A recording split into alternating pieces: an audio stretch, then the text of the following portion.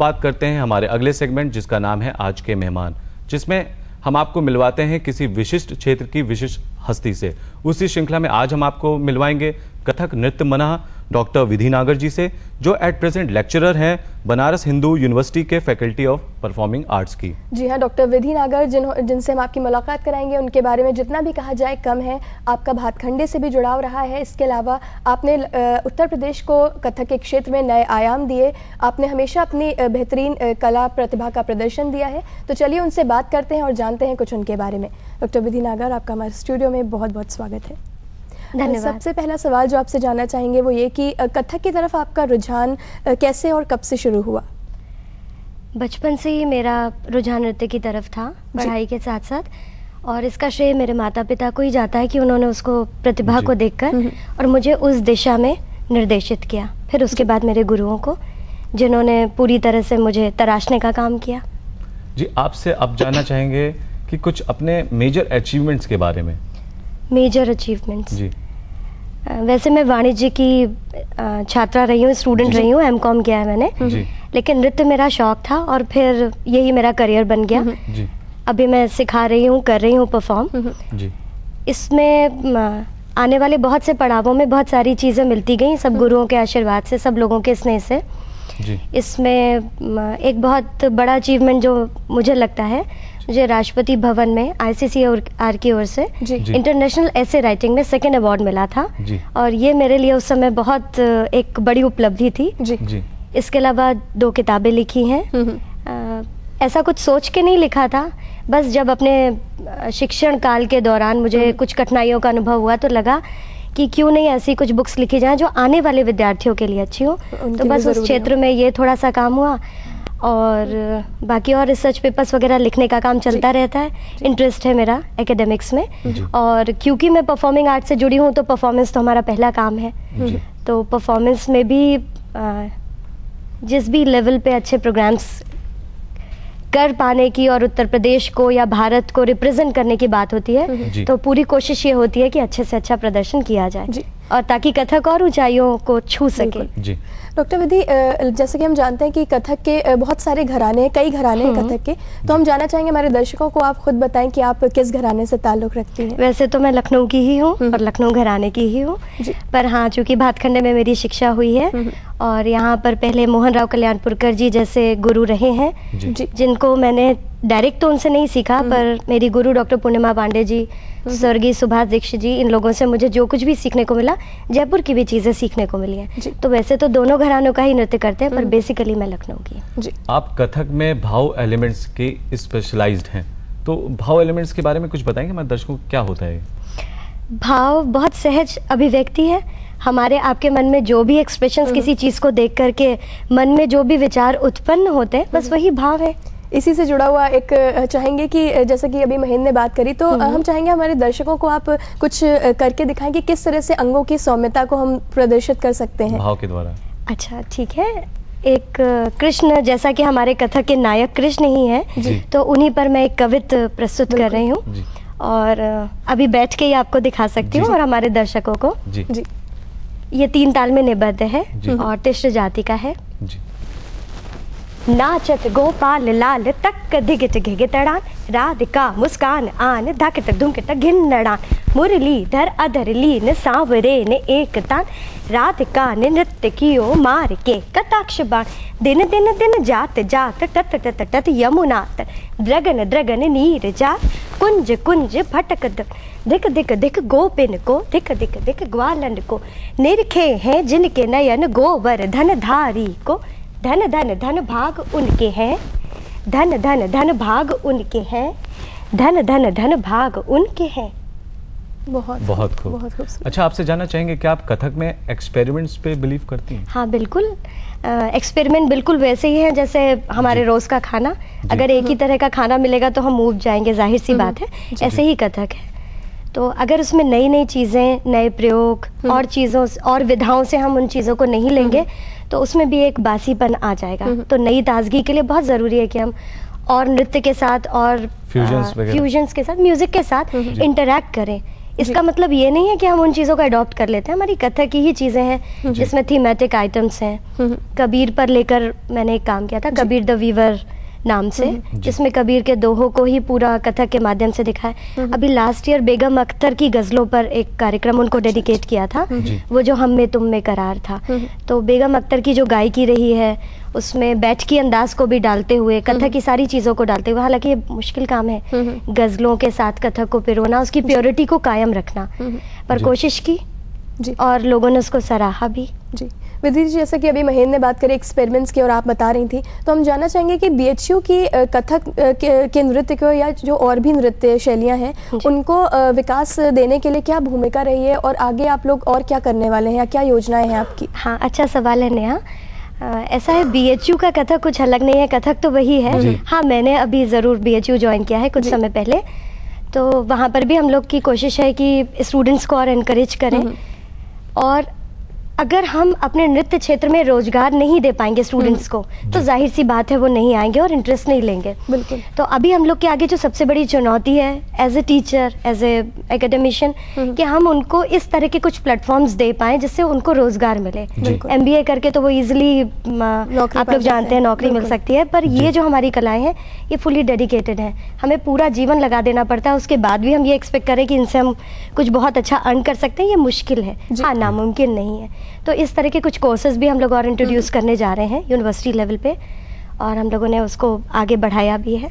जाहिर सी बात है, एक तरीका होता है तो उसी तरह से काम चल रहा है। अभी बात हो रही है वाराणसी की। वाराणसी एक अपने आप में पूरी तरह की स्पिरिचुअल शहर है, आध्यात्मिक शहर है। कथक में अध्यात्म को आप किस प्रकार से देखती हैं?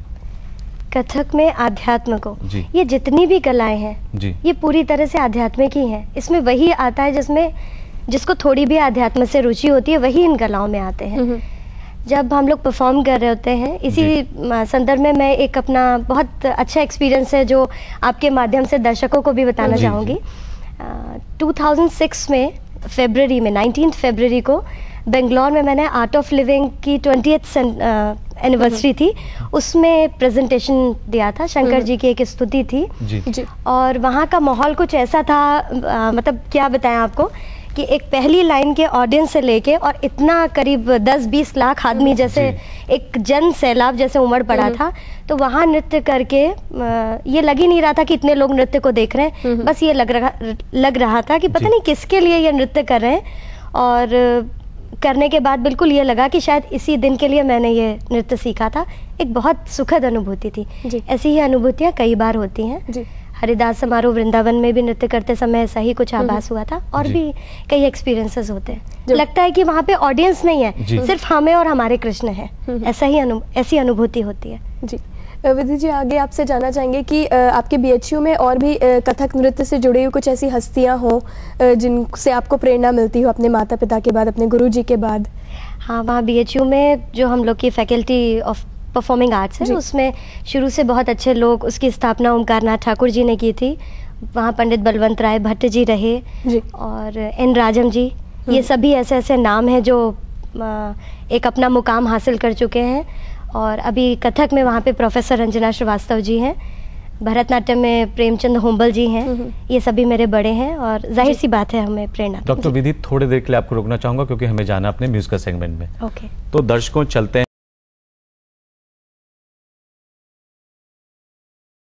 कमर्शियल ब्रेक के बाद आपका फिर से स्वागत है प्रोग्राम इवनिंग मसाला में। मैं हूं नेहा, साथ में है महेंद्र और आज हमारी गेस्ट हैं डॉक्टर विधि नागर।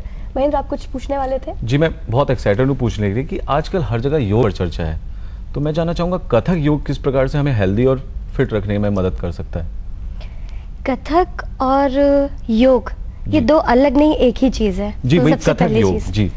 तो इसके अंदर ऐसा है कि जो हमारी नृत्य की हस्त मुद्राएं हैं, पताका, त्रिपताका, अर्धपताका, कर्तरीमुख, जैसे ये अराल है, अराल ही ध्यान मुद्रा है, ये जो जिन मुद्री है, और हम सुखासन में बैठते हैं पद्मासन में जी। और इसमें हम यहाँ पर रखते हैं। कथक का जो हमारा पहला पोस्चर है वो ये है और यही मुद्रा है। तो ये मुद्राएं और ये योग और जो हमारा ब्रीथिंग सिस्टम है, ये कहीं ना कहीं सब तरह से एक है। हमारी जितनी भी भारतीय धरोहर है, परंपराएं हैं, ये सब हमको ले तो वहीं तक जाती हैं। महेंद्र, इतनी देर से हम डॉक्टर विधि से बात कर रहे हैं और मुझे लगता है कि आप कथक में तो जितनी पारंगत हैं वो अलग जगह है, लेकिन बोली में इतनी ज़्यादा मिठास है। मुझे लगता है आपके जो भी स्टूडेंट्स होंगे वो भी हमेशा आपसे बहुत अट्रैक्टेड रहते होंगे, आपके पास हमेशा आपसे बात करने को इच्छुक रहते होंगे और बहुत जल्दी आपसे कथक एटलीस्ट सीख जाते होंगे। बिल्कुल। तो हम पूछने का तात्पर्य ये था कि जानना चाहेंगे कि आपके सिखाए कुछ ऐसे स्टूडेंट्स हो, कुछ छात्राएं हो जिन्हें आपने सिखाया हो और उन्होंने कथक के क्षेत्र में बहुत नाम किया हो। हाँ, कुछ ऐसा शेयर कीजिए हमसे। काफ़ी स्टूडेंट्स हैं यहाँ Lucknow Bhatkhande music institute deemed university जो है, मैंने यहीं पर शिक्षा ली है और यहाँ पे लगभग 9 साल सिखाया भी है। तो 9 साल पुराने इंटरेक्टेड हमारे स्टूडेंट्स तो हैं यहाँ पे। जो प्रोडक्शंस मैंने किए हैं उनमें भी उनका हमेशा साथ लिया और वो लोग करते हैं, अभी भी कर रहे हैं। हाँ, बनारस में अभी ज़्यादा समय नहीं हुआ है तो अभी तो वहाँ शुरुआत है स्टूडेंट्स की। और जो आपने बोली की बात कही तो उसका श्रेय तो लखनऊ को जाता है क्योंकि लखनऊ, हाँ, और यहाँ रह के अगर हम अच्छा बोलना नहीं सीख पाए तो शायद कुछ भी नहीं सीख पाए। जी, आपने बहुत रिसर्च भी किया है, उसमें एक टॉपिक पे रिसर्च किया है, कथक नृत्य में रस निरूपण। हाँ, तो ये मैं आपसे जानना चाहूंगा, अगर रस को कथक नृत्य द्वारा प्रकट करना हो तो किस प्रकार से प्रैक्टिकली प्रकट करके दिखाएं? हाँ, बिल्कुल, ज़रूर। तो इसमें बहुत स्कोप नहीं है यहाँ पे नृत्य कर पाने का, लेकिन भावों के माध्यम से ही कथक में और रस, ये दोनों चीज़ें कैसे हैं। तो रस दिखा रहे हैं, 9 रस है, नवरस है। जी। सबसे पहला है श्रृंगार।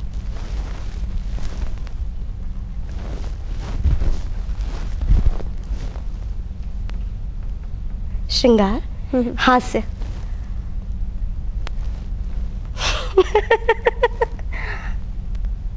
करुण,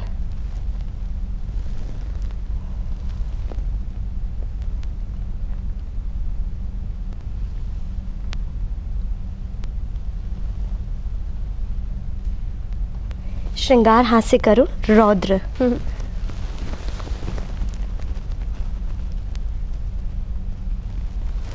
इसके बाद वीर।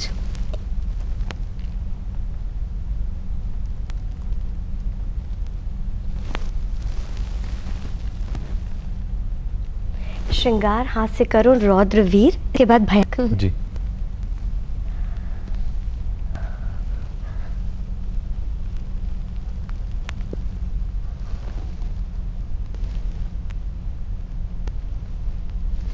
विभत्स, जिसका मुख घृणा है। जी।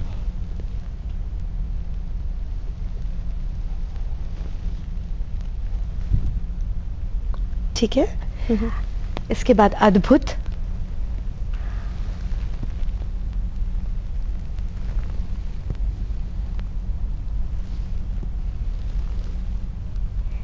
और सब रसों के शांत रस। जी।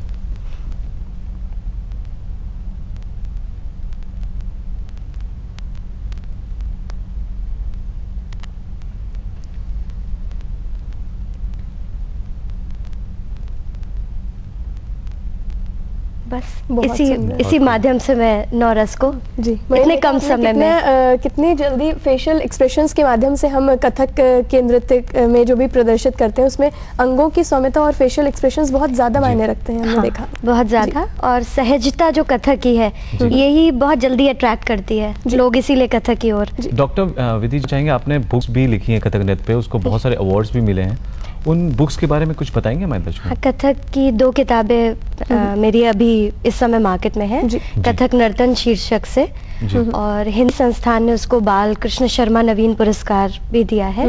ये देखते हुए कि कला पर और किताबें आए, इस चीज को देखते हुए, और कुछ 2-3 किताबें एक ठुमरी पर आने वाली है बहुत जल्दी, और कुछ बाहर जो विदेशों में नृत्य सीखते हैं उनकी डिमांड को देखते हुए एक हाउ टू लर्न कथक ऐसी किताब भी बहुत जल्दी आ रही है, जिसमें कुछ सीडीज के थ्रू भी कथक को और पॉपुलर करने की कोशिश है। ये सब एक छोटी सी कोशिशें हैं कि हमारा और ऊंचाइयों को छुए। जी, डॉक्टर विधि कहते हैं कि किसी भी कला को सीखने के 2 एस्पेक्ट्स होते हैं, एक थ्योरेटिकल एस्पेक्ट और प्रैक्टिकल। तो इस हिसाब से कथक नृत्य में या किसी भी नृत्य के लिए अगर हम जनरल फॉर्म में देखें तो कितनी भूमिका है इन दोनों चीजों की?